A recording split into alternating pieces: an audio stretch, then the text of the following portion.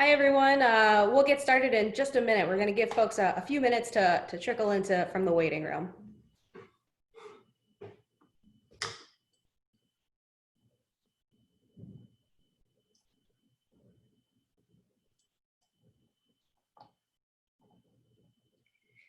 Thank you all for being here today.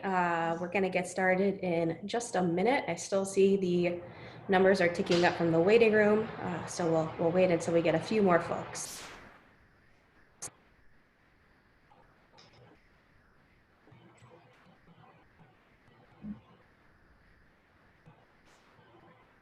Okay, I think we are at a good point, so we're going to go ahead and get started.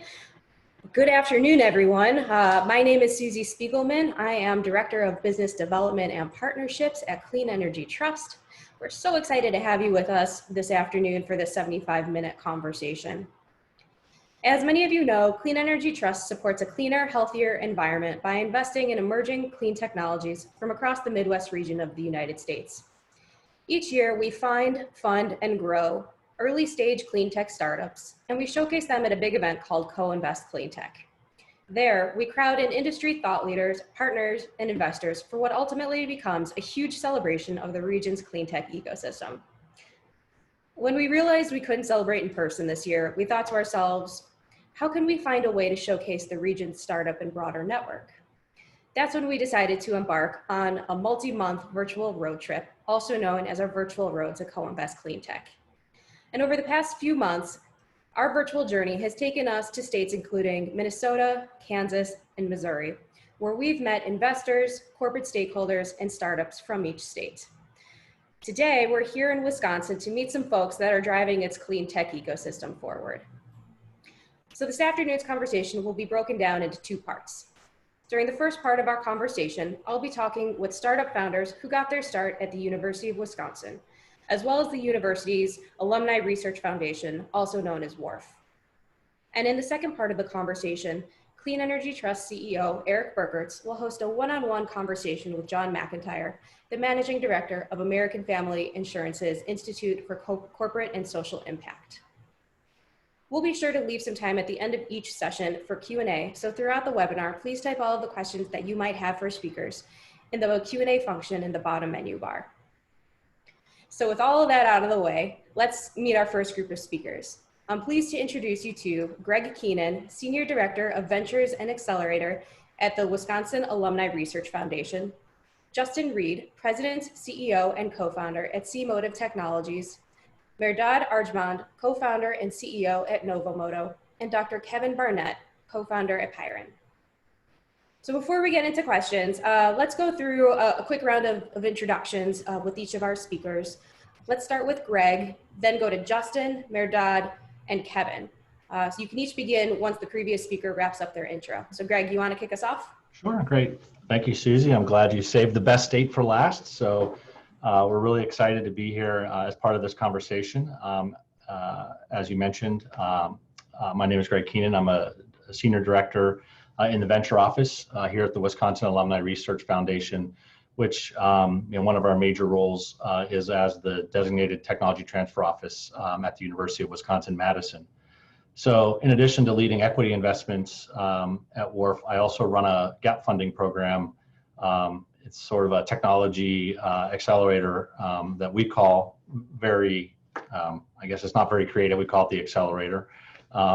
Where we invest money and business resources around promising technologies being developed at the university with the goal to make them more marketable to investors, corporate partners, and entrepreneurs.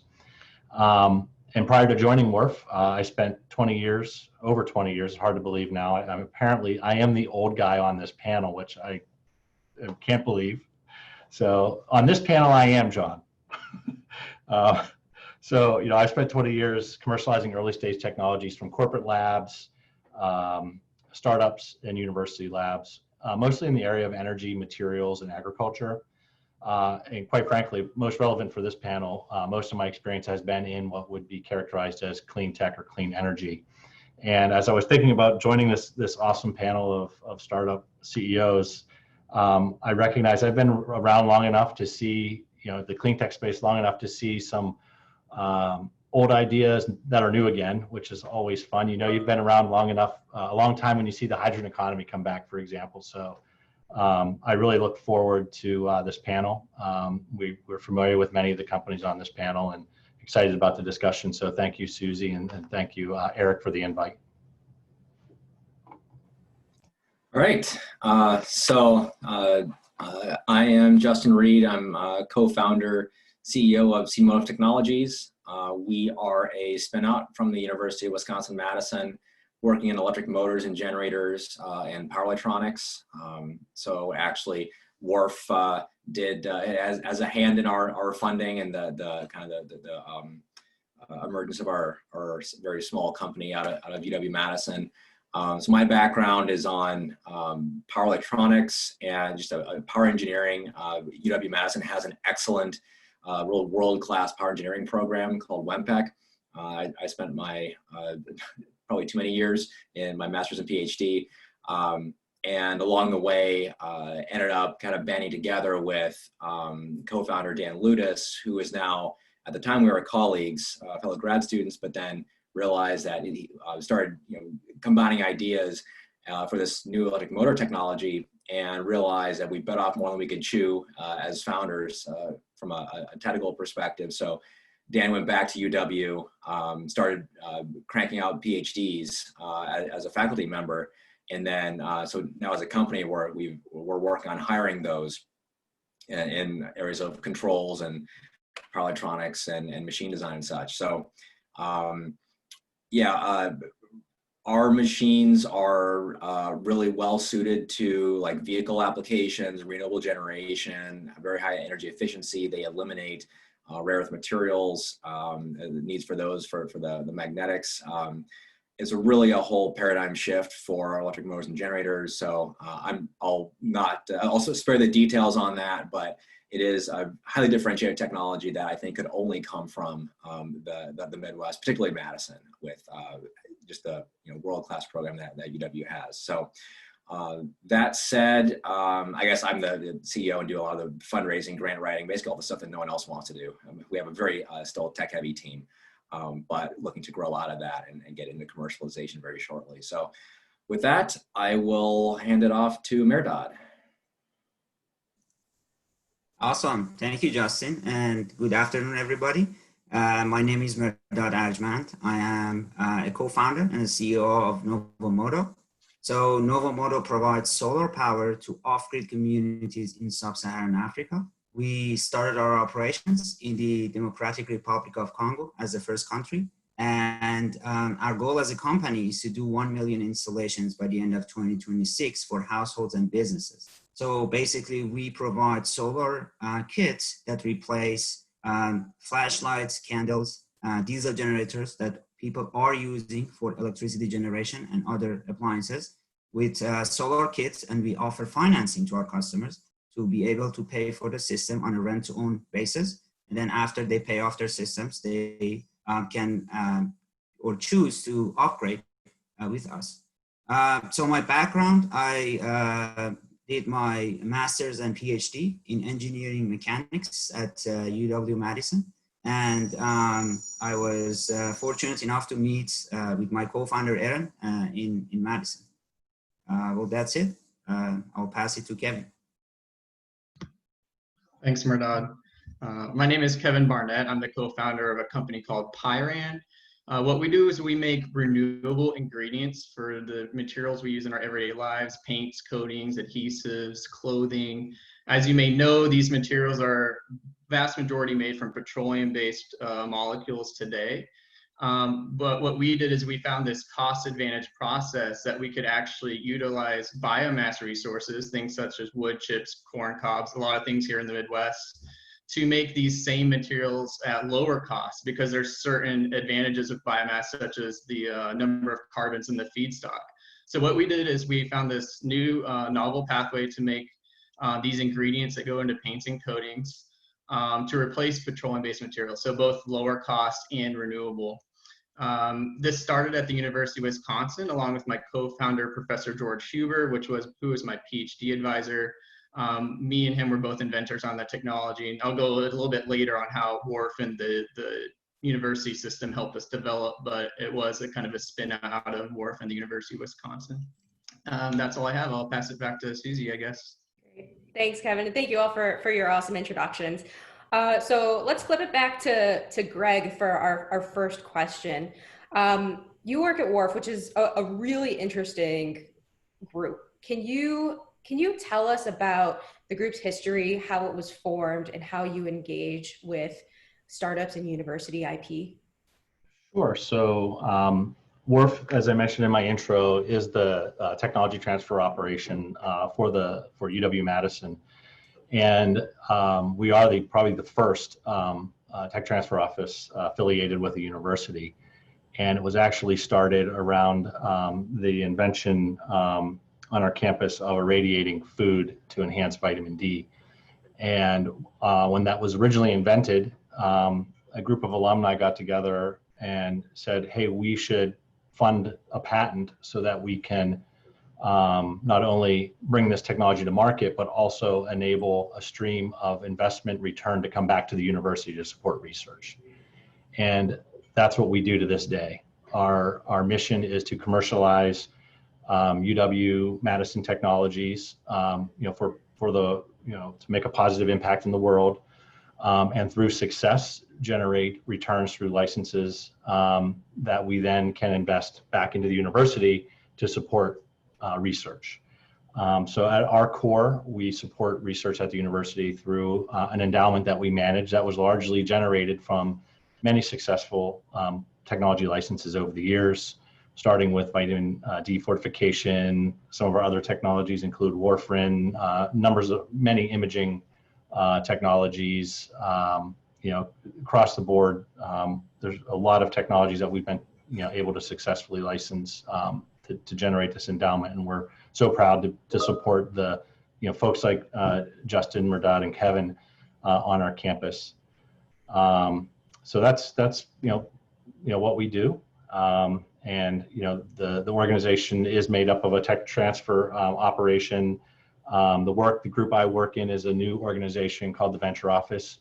This is an office that makes direct investments, equity investments in UW spinouts. For example, in Justin's company, C-Motive, we were an early stage investor there. I also run a technology accelerator that invests in, as I mentioned, early stage technologies before they're companies or before they've been licensed. And Kevin Barnett at Pyran, they received some accelerator funding and resources to help progress their technology. And we also support a number of other innovation activities that revolve around education, certainly acceleration. So for example, I think all three of the companies here have participated in G-Beta, which is a free pre-accelerator offering from Generator, in which we're one of the sponsors of. So we are so proud of the role we play, and have many technologies in this space that we've licensed to companies like Justin and Kevin. That's great, and I think that's a good segue to our next question. That is for all three, Justin, Mehrdad, and Kevin.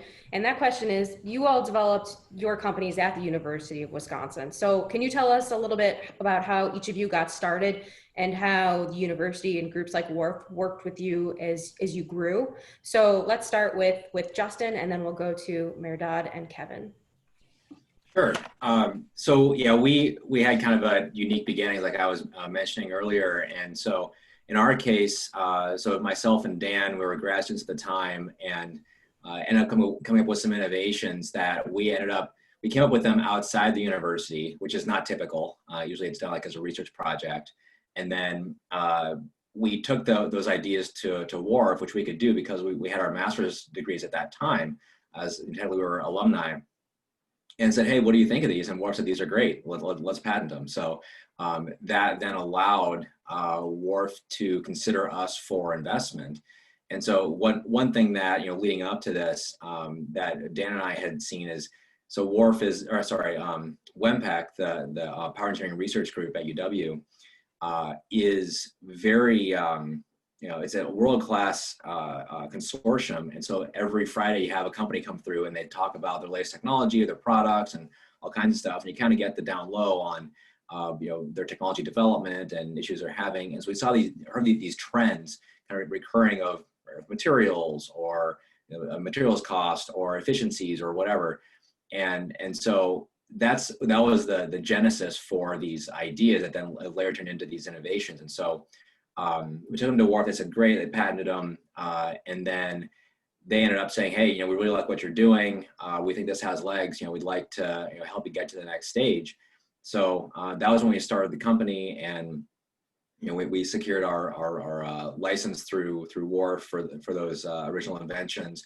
And then over time that's gradually grown. There's been a lot of R&D that's gone into this, and so now our partnership is very different. Now, as I mentioned, Dan is faculty at UW. He's minted several PhDs, and so there's a number of additional patents that have come out of that that we're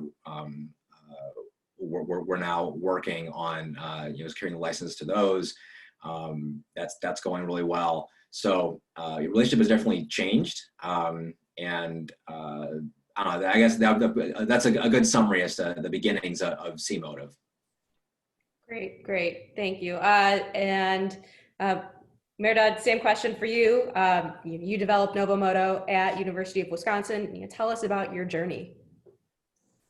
Yeah, so UW-Madison played a major role for me and also to found Novomoto. Actually, I want to go back a little bit before and starting Novomoto. So I really had this passion of entrepreneurship inside me, but as an international student at the time, I did not see really what is a path in front of me. So what I was doing, I was doing my research for my PhD program, and then I came across this Wisconsin Entrepreneurial Bootcamp. That's a 1-week bootcamp that happens every year in summer. And then I had the chance to apply for that program, got accepted. I got some ideas about entrepreneurship and what you can do. And then out of that program, I was interested to take a few courses and do my minor in the School of Business in Madison. And then after taking a couple classes, we basically had one class that we had to choose a project. And I was randomly selected to be part of a team. And in that team, we came together to start energy access in off-grid areas. And at the time, we were focusing on Ethiopia because one member of the team at that point was from Ethiopia. And that's when actually I met Aaron, my co-founder. For the first time, even though we were ironically at the same department, we never came across each other. So that was the beginning of Novomoto. So we started to work on that project over the course, and then we gave our pitch, and then we got a lot of positive feedback. And also, again, from the School of Business, we received the application for Clean Energy Trust 2016. And we had the chance to come to Chicago and give a pitch, and we were very fortunate to receive some prizes. And then basically that was the beginning, and we sat down with my co-founder and said, man, this is serious. Let's wrap up our studies and start Novomoto, and that's what we did. That's a great story, and we're so glad that we met you all those years ago. Let's move on to Kevin. Same question for you. Tell us about the journey that Pyran has taken and its roots at University of Wisconsin. Sure. So Pyran's roots come out of the chemical engineering department at the University of Wisconsin. There was a large Department of Energy grant focused on making these high value chemicals from biomass resources. And fortunate enough, me and George Huber, my advisor, came across this great technology to make this lower cost chemical 1,5-pentane diol. So really WARF had its hands in from the very inception. We took them our invention disclosure, they helped with the patenting of the technology, they patented the technology, and they helped with initial licensing discussions. And even despite having all the patents and this great technology, I still didn't know that this was a startup company. And actually, similar to Mehrdad, this entrepreneurship bootcamp, the Mortgage Bootcamp, really kind of lit a light bulb saying, hey, this could be potentially a company. Went to WARF with the idea. They were very supportive of this. And the WARF Accelerator program really helped us bridge the gap between the university and getting government grants to help us start our own lab space here in Madison.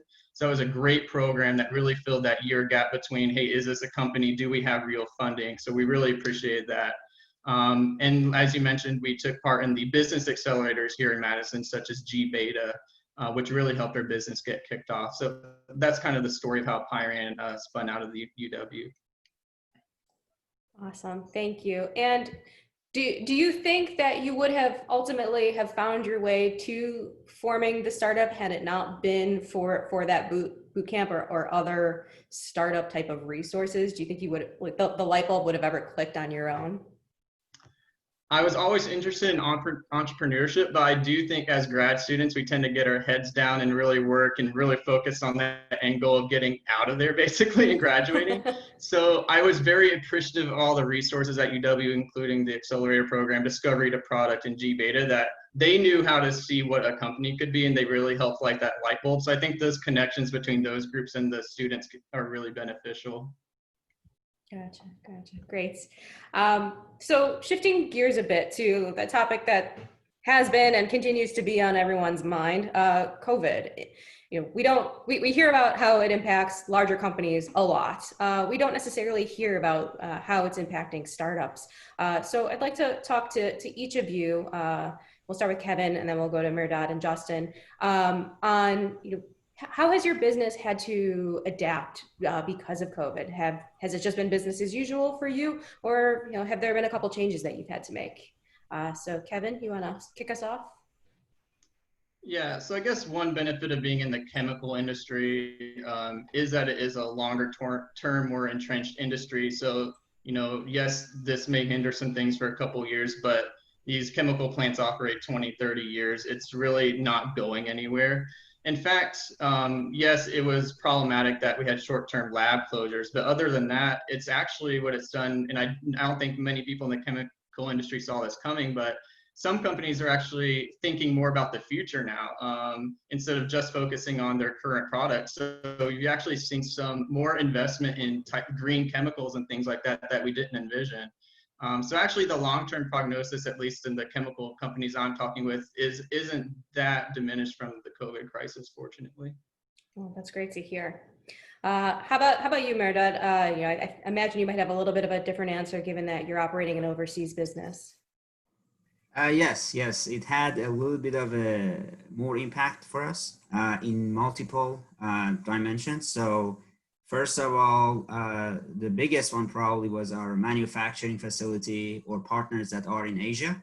So because of the COVID situation, they shut down for 4 months, and basically our order that was supposed to be sent out in June now is still on the seas to be able to, you know, send to Congo. So we had some damage in our cash flow because of the situation. Well, outside of that, also because of the situation, Congo as a country shut down their airport and all the international travels, and they basically shut down the province and the capital city that we were operating. So we had about a month of a little bit of uncertainty. We didn't know what's going on, but all of those are gone now. So the airport is open, people can travel, obviously with the, you know, with all the precautions, but yeah. And then from the US side, obviously we got impacted as everyone else got impacted, but we are very fortunate that groups such as WEDC, WIBIC, they helped us in terms of providing some grants and relief funds to help us go through this sort of tough period. Yeah, thank you. And how about you, Justin? Yeah, overall, so we're a still fairly early stage company, and so our you know, we're still primarily dependent on investment, and so it's pretty much been business as usual for us, fortunately. You know, there was the original shutdowns, so that impacted us. Couldn't get into the lab nearly as much as we wanted to. Now, as you can see, I'm at the office, and pretty much our entire team. You know, we have people that work from home on occasion, but you know, our operations are pretty much back to business as usual, with the caveat that it is a little bit more difficult to, in some cases it's easier, in other cases it's more difficult to get people in contact with people for customer development or that sort of thing, or even fundraising. But overall, pretty minor compared to what's going around the world. So we're pretty thankful. Sure. It's good to hear that for the most part, your businesses have all either been minimally impacted or they're starting to return to some level of normalcy. Greg, speaking of the pandemic, how has it impacted Wharf's work? And maybe more specifically, how are you seeing all of the founders and startups that you're working with adapt? Yeah, that's a great question. We have a particularly scrappy and innovative bunch who have really figured out how to manage through this, both in terms of how do you operate under the constraints of distancing and and all the things that we have to deal with there, but also how do they extend their runways? So we're just so pleased. Early on when this happened, we sat down and looked at our portfolio, talked to every one of our CEOs to better understand, what was their runway, what was their plan, how could they extend cash, and we can say, to date, our entire portfolio has managed very, very well, and it's because of the monumental efforts that CEOs like these three have put into their businesses. It's been really incredible. The bigger challenge for a Wharf is we're dependent on innovation coming off of our campus. And the business of innovation is still happening at UW-Madison, but it's at a slower pace because the labs aren't fully open. We're still operating. And for us, we've figured out how to use virtual tools like this to be effective. And I think it works well in certain instances, but innovation is still dependent on random collisions happening. People just, everything has become so scheduled. You can't schedule innovation, and so much of innovation happens when you run into another faculty member at the coffee shop, or when you're at a meeting like this but face to face at a happy hour or whatever. So I'm really concerned about the longer term implications of just innovation. I think we'll overcome this. There's great innovation happening to deal with the pandemic, so I think science will deliver us out of this, so I'm confident of that. But I do have some concerns about the near-term impact to the innovation. Yeah, I think we would echo those same concerns, and that's part of the reason why we did launch these types of events, so that in this time of separation we can continue connecting people and maybe introducing people that wouldn't normally have a chance to connect under normal circumstances. So we're hopeful that we can continue to find ways to facilitate innovation despite these very unusual circumstances. So, talking a little bit about adaptation and unusual circumstances, Mehrdad, you operate a business completely overseas from the US. How do you go about ensuring that your operations and your business overseas goes smoothly, particularly in an emerging market? Great question, Susie. So we always had this idea in mind that we need to have a sustainable way to communicate with our team. And because of that, we already had built that before the pandemic. Also, this pandemic gave us the opportunity to really work on building efficient ways. Right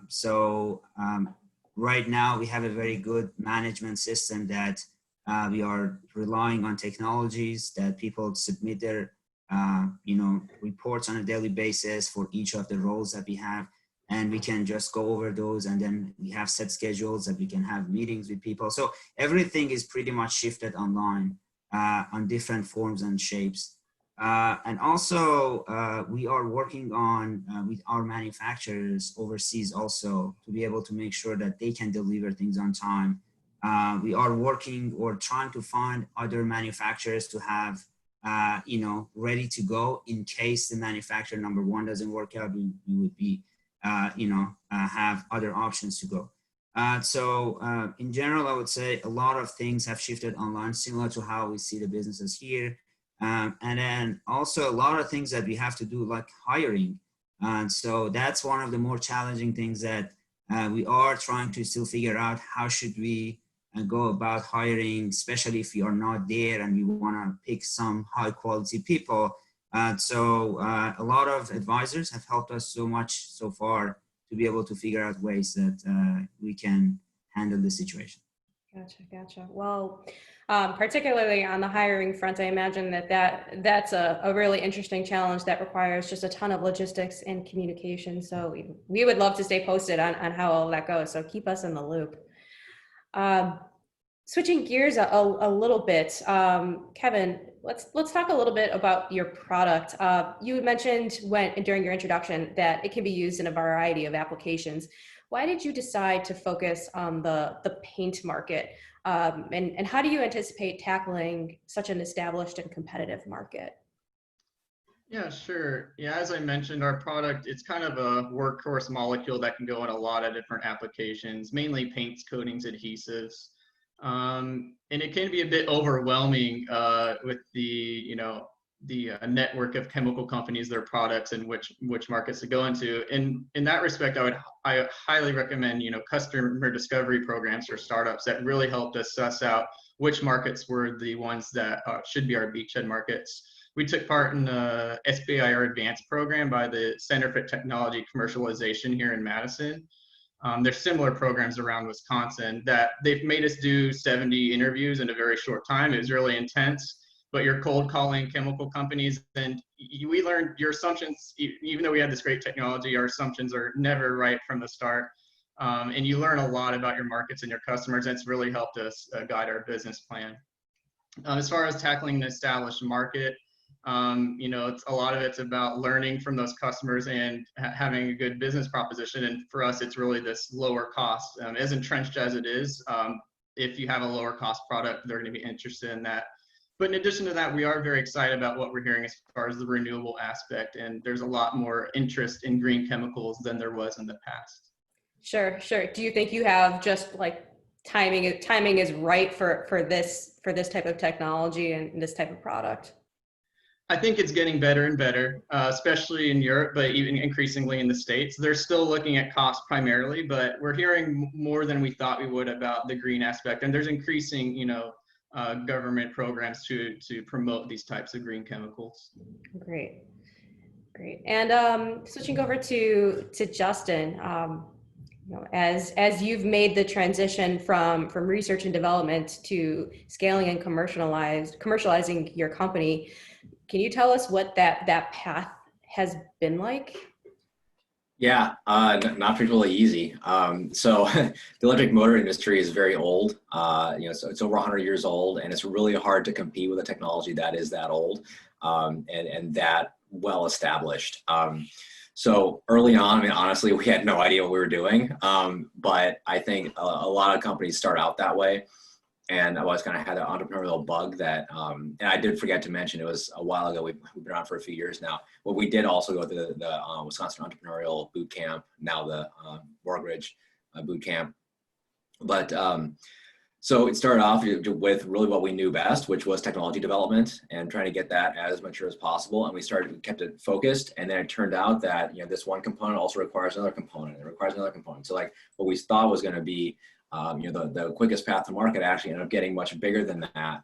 And so we have used, like Kevin has mentioned, we have used government grants and contracts. The Wisconsin CTC, their support system that they have for those grants and contracts, proposal writing has been really valuable. So it's been we're getting now to the point where we have we do have a we're getting some commercial successes now. We're getting into the marketplace, and it's going to be a little maybe a few years yet before we have some significant traction. But it's we're starting to see like there's a light at the end of the tunnel, and so. Having the network that the Madison community here has, UW, Wharf, all those the entities that have already been mentioned, has been very helpful. I think will stand to be even more useful as we get further on into commercialization. Yeah, that makes sense. Greg, turning it over to you, we have 3 companies here who are at different stages with all kinds of different products here. What sort of advice might you give to somebody who's developing a technology or early stage startup that's looking to take the steps that these three companies are taking?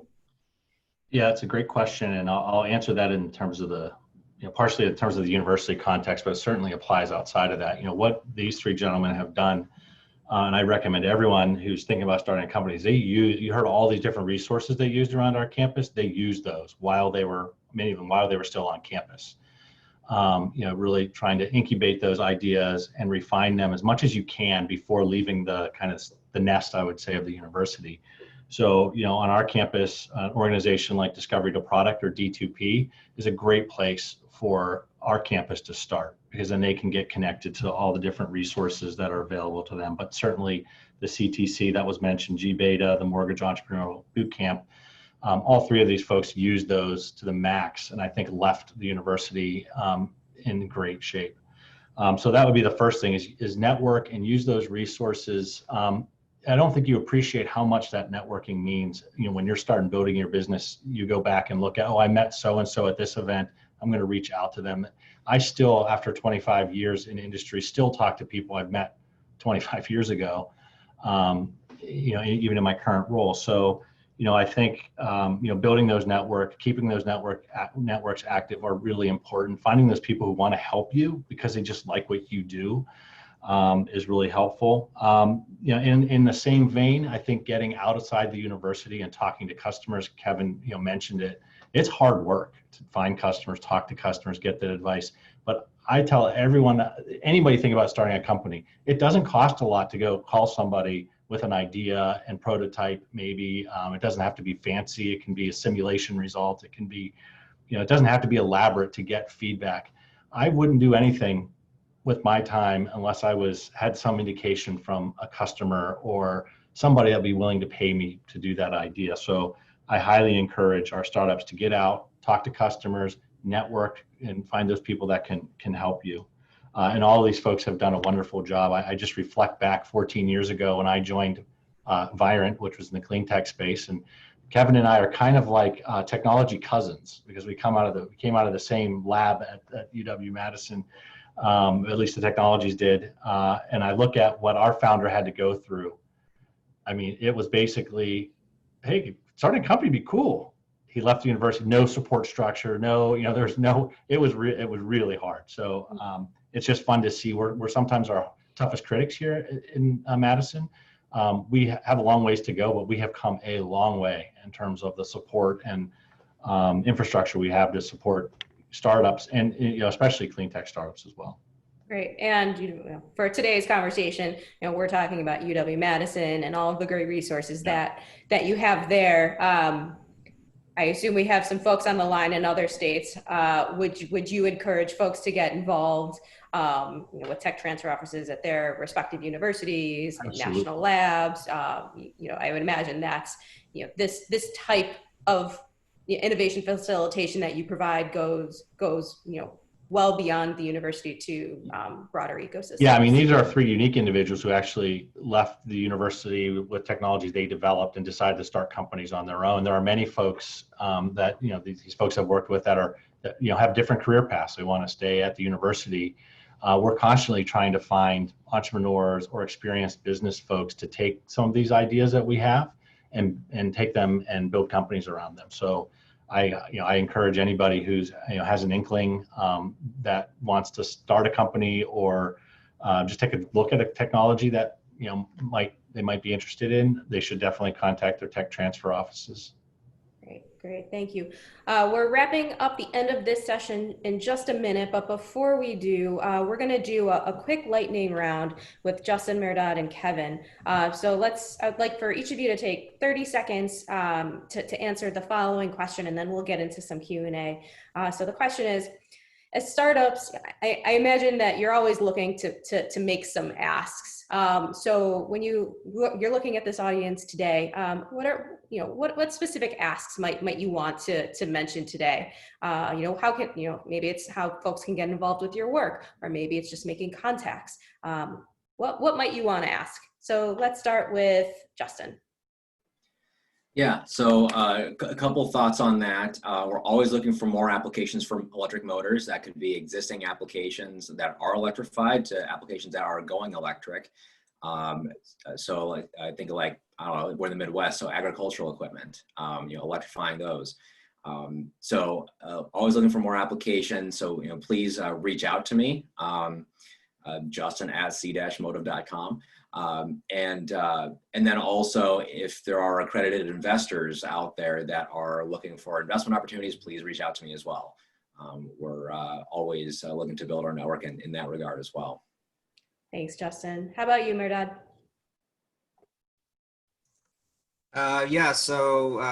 If you guys, any of you are interested to receive our newsletter, please reach out to founders@novomoto.net. I'll be happy to put you on a list. Also, similar to as Justin mentioned, we are also raising right now our seed round. About 70% of it is raised, and we are wrapping it up with the last 30%. So if anyone has any interest, please reach out to us. Thank you. Thanks, Mehrdad. And Kevin? This is going to be a typical startup answer, but we're looking for investors too. Who would have thunk it? Basically, we've worked on this technology between UW and our new lab for 5 years now, and we're excited. We're right at the stage where we're ready to scale up our process. And we have our scale-up partner selected already. So we're raising money right now to do that scale-up work and to continue to grow the business. So if you want to reach out, kjbarnett@pyranco.com, I'd be happy to talk. Awesome. Thank you. If the three of you want to just pop your contact information in the chat, I think that'll probably be great for folks on the line. So we're going to do a quick round of Q&A from the audience. If you haven't yet typed in some questions, please do so. I'm going to turn things over to Dylan O'Reilly, and she's going to take us through some questions. Sure, happy to. How about we start off with one that everyone could answer since you're all Wisconsinites. So in addition to the support and resources you all received from the University of Wisconsin-Madison, what other resources can a clean tech startup find in Wisconsin that might be unique to the state?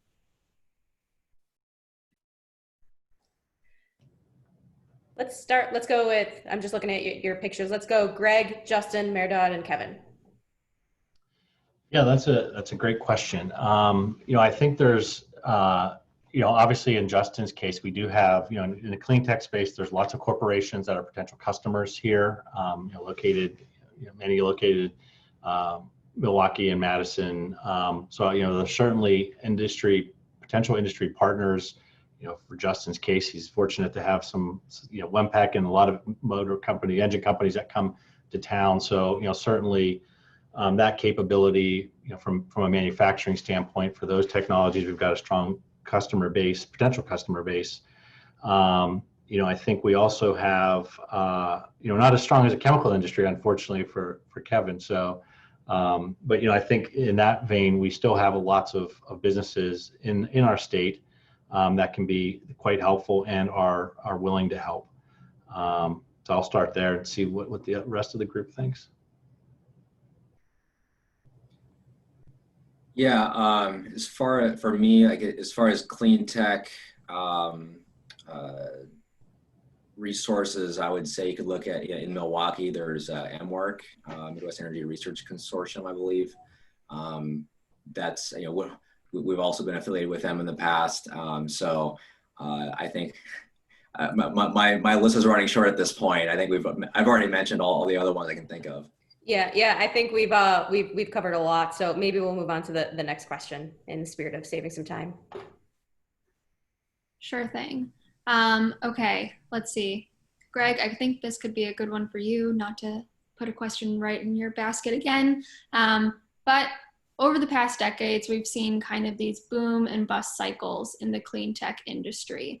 Do you think we maybe have finally reached a technology inflection point where basically these companies are able to build at scale and it's finally feasible?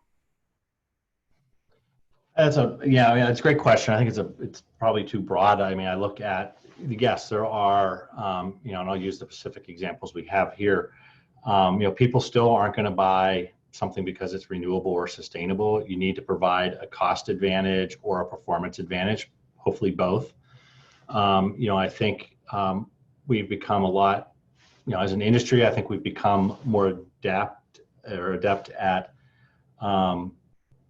keeping the big picture in mind, but figuring out how to drive our businesses to that beachhead market where we can start making some money earlier. So for example, in Kevin's case, Kevin's technology does make this renewable product called 1,5-pentane-diol. What's really great about his technology is he makes it on purpose. And so there are no other processes outside of what they're doing that make this as high enough yield and on purpose. And it really does fill a void in the market, and they can make it cost effectively. So they're getting to market not because it's renewable, but because they can be more cost competitive. And oh, by the way, it's renewable. Justin, his technology, provides performance and cost benefit as well. So, yes, it's clean tech, but they found markets where their technology is, just more competitive and a better solution. So, do I think the business has changed? It's going to happen this time. I don't know that's any different. I just think that some of our companies are becoming more sophisticated and really identifying problems that customers will pay you for, and they happen to be renewable and sustainable. Great, thank you so much. Let's see, we have one more. Kevin, so as Susie mentioned, you work in an industry that is very established and competitive. So what do you think people need to win and grow an established corporate customer base? It's not easy. These companies are very large, very complex, lots of different moving parts within them. You just got to find the right people in those companies, and then broader, the right companies. So you're probably not going to get the largest chemical companies in the world to go along with some of these things, but there's some more medium-sized ones that are more innovative and interested in new technologies and green technologies. Greg's been in this space a lot longer than me, though, and has dealt with all these companies. I don't know if he has something to add to that. Yeah, they're tough because they have very high proof points, and quite frankly, they don't like to pay high multiples for exits either. So it's tough, but I think, again, I think this group of people have, identified what their value proposition is, and I think they've identified cost-effective ways to get there. Both, I know Justin and Kevin's company better than Mehrdad, so I can comment there. But yeah, they're tough. It's tough. Clean tech is tough because at the end of the day, many applications, the thermodynamics is your limit, and so you're fighting against that. You can only improve it so much, and all of these companies are very cost-driven. So you have to show cheaper or better performance. I can't say that enough. Nobody's going to pay, or a very small part of the market will pay for renewable and sustainable. Great. Thank you. In the spirit of time, I think we're gonna put a pause on the questions.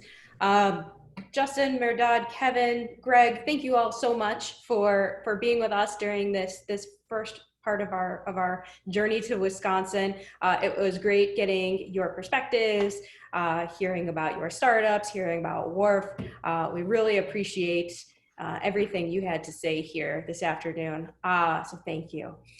I'm gonna turn the mic over to Clean Energy Trust CEO Erik Birkerts now, and he is going to take us to the next portion of our program. Erik, you want to kick us off?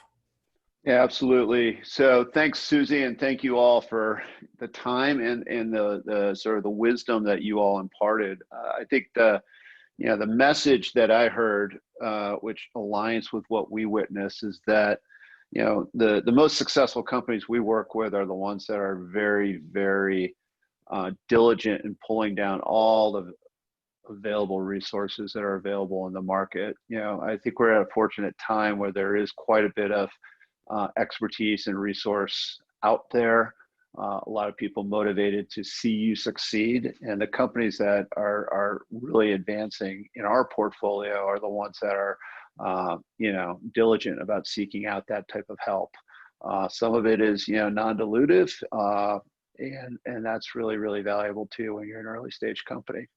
Okay, so with that, today I've got the pleasure of speaking with John McIntyre, who's the Managing Director at the AmFam Institute for Corporate and Social Impact. So welcome, John. Before I could really read your shirt, I thought you were trolling us with maize and blue, and then I realized it said Milwaukee. So I think we're safe. So it'd be great if you could just introduce yourself and a little bit about your background, and then we can dive in a little, to discuss the Institute. Yeah, thanks, Erik. Thanks for inviting me. Talk a little bit about the Institute and more broadly the startup ecosystem across the United States. Many people probably online today know of American Family Insurance. There's actually 6 different insurance companies now under the American Family Insurance umbrella under different brand names in all 50 states. So if you don't know American Family Insurance because you're in a state where that brand isn't present, there's probably another insurance company that does. They launched a first venture fund back in 2014, which is a strategic fund like a lot of corporations do. And that's been very successful. So that's AmFam Ventures. In 2018, at the beginning of 2019, we launched our second venture fund, which is AmFam Institute, or amfaminstitute.com. So how did I get involved with that? Well, grew up in Wisconsin, went to school here, both at UW-Madison and Marquette in Milwaukee. So had the pleasure of experiences in both institutions. Back in my day, though, we didn't have such great startup resources at the university level.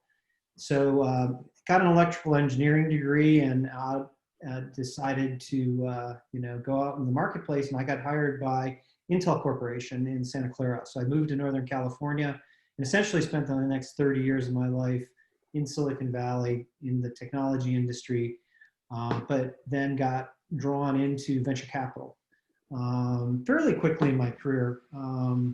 So I've spent about 20, 25 years now in venture capital or doing my own startup, which I did just over 10 years ago. So my whole life then kind of became dedicated to understanding startups, how to do them, how to work with them, how to support them, how to fund them. In 2010, I was the managing director for the new Citrix Startup Accelerator, again based in Santa Clara, but really national in scope and even international. We ran programs on the East Coast and the West Coast of the United States, but also in India. So got some broad experience in accelerators and how they work at that time in my career. At around 2015, I participated in a program called Kauffman Fellows. So the Kauffman Foundation, who many people have heard of, started a 2-year program for venture capital back in 1995. I did the program and graduated from 2015, so that gave me more insights about how venture capital works and how you raise venture capital funds, how you manage venture capital funds, and then of course, how do we support the entrepreneurs and build portfolios. So with all of that, American Family with this new fund reached out to me and I reached out to them. I was actually at a VC event here in Madison and met a gentleman by the name of Peter Gunder, who had been behind the first venture fund that American Family started and was helping to stand up this new social impact fund. So the thing to understand about the AmFam Institute, it's a double bottom line venture fund. We want to make money, so we're sustainable and scalable, but we also want to have social impact. So we're looking to do both those things. So that's how I ended up back here in Wisconsin. I'm really pleased to be here. Right. Yeah. So testament to Greg's point about networking, right? This fortuitous interaction happened at this networking event. So, and here we are. Yeah. That's how it often happens. Yeah. So, but American Family Insurance, Fortune 500 company, 100 years old. Yeah. How did the idea to start an investment fund to really focus on impact or double bottom line, right? How did that kind of take root and gain momentum? Yeah. So it's a great question, and so that's why I mentioned the earlier fund first.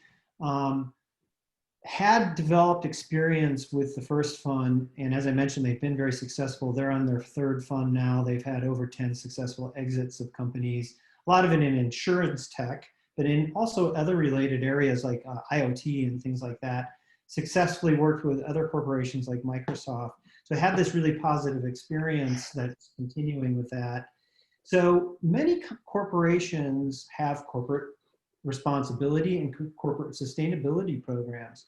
So the question our leadership team asked themselves a couple of years ago was, how do we take it to the next stage? Corporate responsibility, sustainability programs, how do we grow these things beyond the foot that we're on today, beyond just the communities that we're in today, and take it to a much higher level? And then there's this fundamental belief that our CEO, Jack Salzwedel, has, that corporations going forward have to do more in our society. There was an article last year in the New York Times at the Business Roundtable, came out for the first time and started saying, your job as a corporation is not just to make money, it is to do that, but also you have social responsibilities. And so there's a real shift going on, I think, in leading corporations about their role in society. And so we've taken that quite seriously at American Family Insurance. So to kind of take it to the next level, the idea is let's take a venture model and apply it to social impact. We also have many other types of activities in our community investment area, which is not venture. So we give out grants, we support nonprofits, we have lots of partnerships, like a lot of corporations do. But applying the venture capital model is a new ingredient. And we're starting to see this as a trend. I was talking to some folks yesterday about how many corporate social impact standalone funds are there out there today. And there's something like 5 to 10 that have started just over the last few years. So I think it's a trend we're gonna see happen more. Right. Yeah. So do you think this is a new frontier for corporate innovation to really find the pathway for marrying, profit and purpose and driving social impact? And it seems that a lot of companies are starting to think about it, are starting to talk about it. Some have taken concrete steps in that direction. I think others are still trying to determine how to do it. Yeah, like I said, I think this is a trend. We saw an explosion in corporate venture for strategic reasons over the last 20 years. It's an amazing number of companies have launched venture capital funds over the last 10 years in particular. So I do think this is a trend that's going to happen. Where it's interesting to talk about with this audience a little bit is we're in 4 different areas for social impact. So we look at economic opportunity, trying to address the mass incarceration issue, and also just how do we get people into jobs? We're in a recession now and doing that. We look at healthy youth development. One of the key investments in there is around mental health. So we know in these really trying times, people's mental health is being pushed. Kids in particular, how do we help them? So we're investing in startups in that area. Academic achievement, we know that education is key, but yet we have these huge gaps in academic achievement in this country. So what startups can bring to help close those gaps are things we're looking at. So our overall mission is to close equity gaps in America. But the area that's most relevant for this audience is what we call resilient communities. So we are trying to tackle the issue of climate change. And so acknowledging, first of all, that it's happening and it's man-made. For a conservative Midwest insurance company, maybe something they wouldn't have done maybe 5 or 10 years ago, but now we're going to push the envelope on that. You're seeing tech companies do that. So if you look at Microsoft, you look at Amazon and others, they're making commitments and spending billions of dollars to try to lessen their carbon footprint, invest in startups, do all kinds of things to do that. So I do think this is going to be a trend now, as I said earlier, corporations now are looking particularly at their sustainability programs and their own footprint. There's a ton of work to be done there, but now we can extend out to the broader world of startups to try to help these startups bring their solutions to the marketplace to solve some of these problems. Right, right.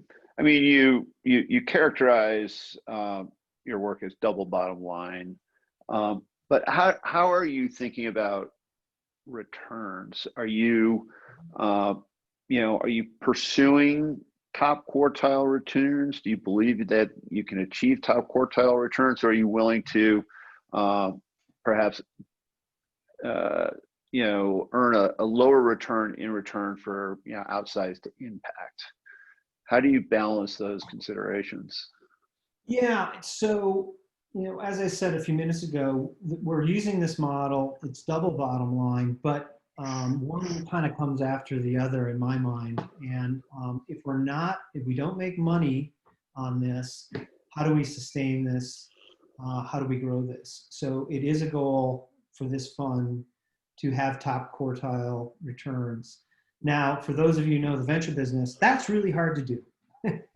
Right. If you look at all funds out there, I think the percentage of funds that actually achieve top quartile is 25%. But it's very difficult to have the kinds of returns that put you in that elite class. And a lot of it's driven by what's called the power law, which means you have a portfolio of, say, 30, 40, 50 companies. It's usually one or two companies that drive that result for you. And those companies are often referred to as unicorns. So, they're over $1 billion in value. So that lies at the heart of the question is, can you, with social impact,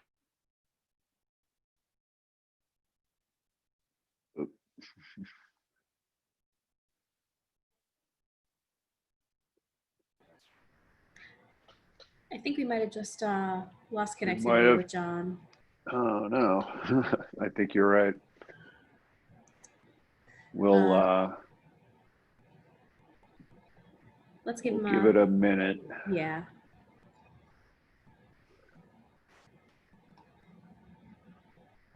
In the meantime, everyone, if you do have questions for John and we're able to get him back, please do pop them into the Q&A bar, and we'll be sure to ask them in a couple of minutes. Yeah. And then also, Susie prefaced this, this has been a series of, what we're calling virtual roadshows. We were up in Minneapolis, we visited St. Louis, Kansas City. Today we're looking at Wisconsin and Madison in particular. And these are all leading up to our big annual event, which is Co-Invest Cleantech, which takes place on October 22nd. This year, unfortunately, we'll have to do it virtually, but we've worked to create an agenda that features our newest investments. It features presentations from our existing portfolio, and also there will be a live taping of My Climate Journey. So Jason Jacobs will be interviewing Rodrigo Prudencio, who's the Chief Investment Officer for Amazon's $2 billion Climate Pledge Fund. So a lot of focus and attention on Amazon's commitment to the space. So we'll be interested to hear what Rodrigo has to say. So Susie, I'll look to your guidance on whether we continue to wait or perhaps we call it. So. I think we can give him another minute or two. I do recall that he had a couple of technical difficulties when we were prepping this, so it might just be a product of his Wi-Fi connection. Hopefully he can jump on his phone. Yeah, I see activity. There he is. He's back. Looks like he's just connecting. Sorry, my internet drops. So that's all right. We had a few public service announcements in between. So so I think when we dropped, we were in the midst of talking about balancing return and impact. Yep. So again, what I was saying was I'm very focused on financial returns initially because we want to sustain and we want to grow. And if we don't do that, we can't assume that our limited partner, American Family Insurance, or any other limited partner, we'll continue to fund this indefinitely. So we need to make money on this. What I started to talk about was the concept of unicorns, which usually make a fund very profitable, and another animal called a zebra. So some of us in venture talk about zebras.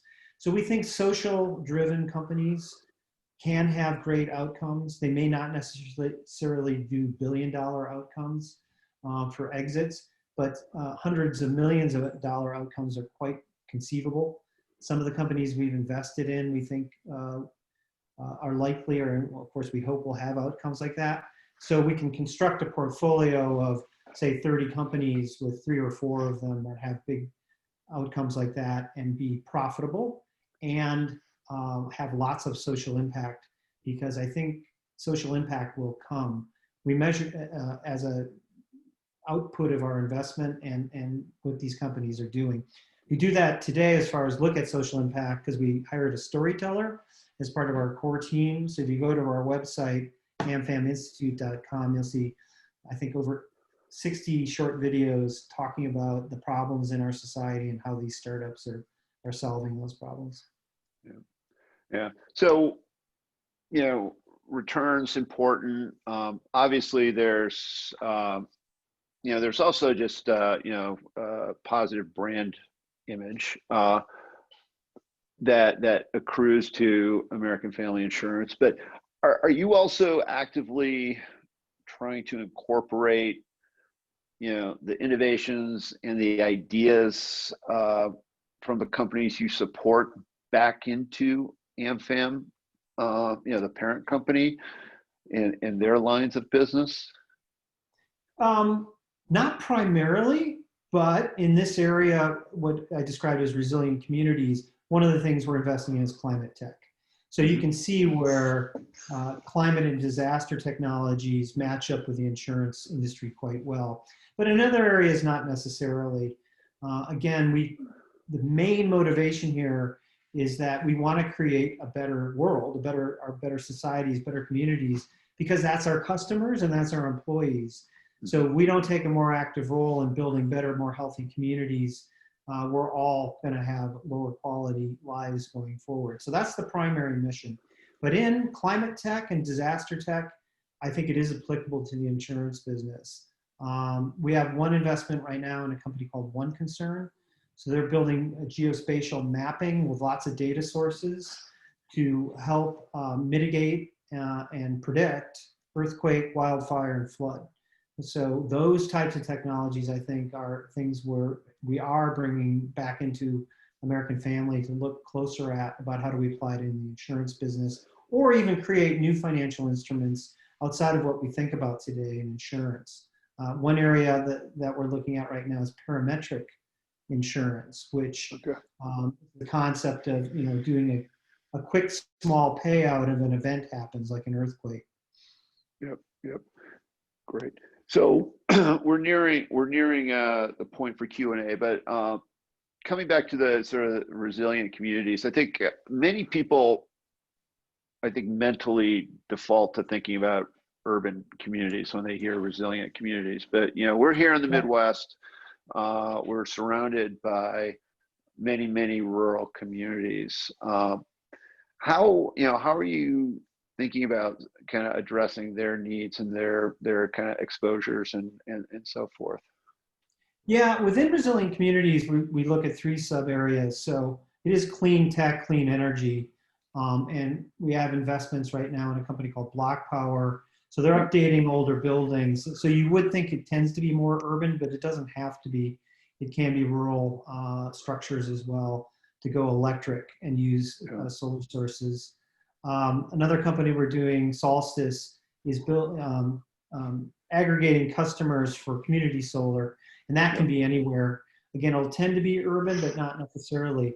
But the other area we're focused on is water tech, and water tech obviously applies in both rural areas in a big way. We know groundwater pollution and other issues with agriculture are a big issue. So we're looking at ways to mitigate and solve those issues, as well as, you know, the whole quantity issue of too much or too little water. So that's an important area too that I think applies both in urban and rural areas. Right. Great. Okay.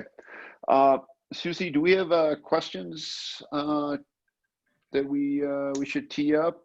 We do. Dylan, do you want to take us through those? Yeah, sure, of course.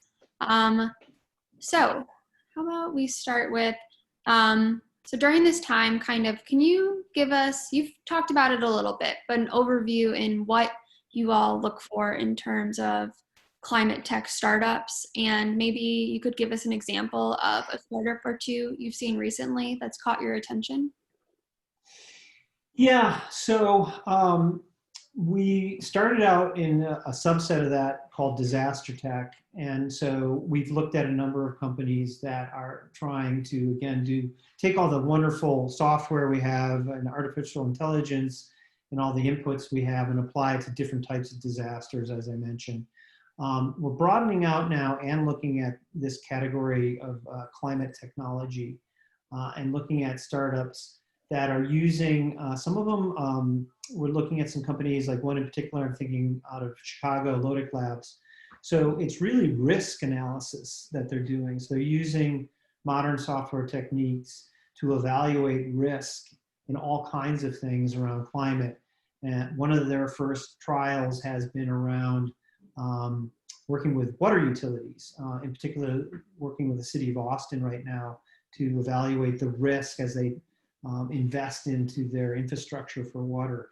So we're really intrigued about some of these opportunities in climate tech. Yep. Well, we love Lodic. They're part of our portfolio, so it's good to hear that. I'm certain you introduced me to them, and okay. and we continue to talk to them around some of these ideas. It's great. Okay. Yeah. Well, we'll take credit for that, whether that's true or not. So, all right, Dylan, anything else? We do. So let's see. Is there an author or school of thought that you generally point startups towards as self-guided best practices?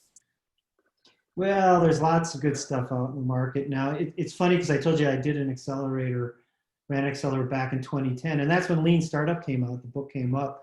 Prior to that, I did my startup in the kind of 2005 timeframe. It was still like, come to Silicon Valley, because if you don't come here, you're never going to figure it out, because you got to go to the coffee houses and talk to people and ask the questions. That's not the case anymore.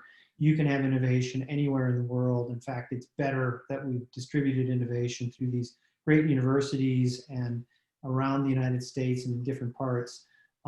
But the principles of Lean, of course, are important. I'm a big fan when I look at companies about asking them about their customer development, particularly earlier stage companies, because I found in running an accelerator, it's a discipline that both salespeople on one side and engineers on the other have a hard time doing, because engineers want to build stuff, salespeople want to sell stuff. Somebody needs to spend time understanding what the actual customer issue is and designing something based on that feedback. That's what we call the customer discovery. And I think the more you do of that, the more it shows me as an investor that you're spending the time to really nail it. And of course it moves, with time. Sometimes people nail it, and then a year later, the market has shifted on them. So you have to do customer discovery as part of your business on an ongoing basis. You can't just lock in on one solution for all time. Sometimes you get lucky and that works, but more often than not, the market's going to move on you. So you have to ingrain that into your culture as a startup. Yep. Great points. Great. Well, it looks like we can have time for one more question. So how are you all continuing to build your pipeline during this time of COVID? Well, the pipeline's actually accelerated. So you can imagine, for all startups, it's a scary time for all businesses and all people, right? And so having enough money in the bank to survive, the pandemic, the economic downturn, and everything else that's going on in the world drove a lot of folks to reach out to us faster over the last 6 months. So we were fortunately in a good position because we raised our fund last year to accelerate our investments over the first half of the year and into the second half of this year. So, but what's changed for us, because we're now about a year and a half into this fund, is kind of being more focused. And now we have a portfolio of 14 companies. So we want to build a portfolio of about 25 to 30 companies. So we only have so many shots on goal left. And based on the portfolio we have, how do we find that balance? And also those leverage points with our current portfolio companies. One of the best sources of your next investment is your last investment. So we look to our startup founders to help us point it to other great startups to look to invest in. Great. Well, we're at 4:15. John, thank you. I actually, I have like 6 other questions I'd love to ask you, so we might have to do a chapter 2 at some point. But thank you for setting aside time to be with us, and also want to thank everybody who spoke earlier. One thing that was palpable in these conversations is that there is a rich ecosystem. You've got the university, the resources in the university. We spoke about the resources in and around Madison.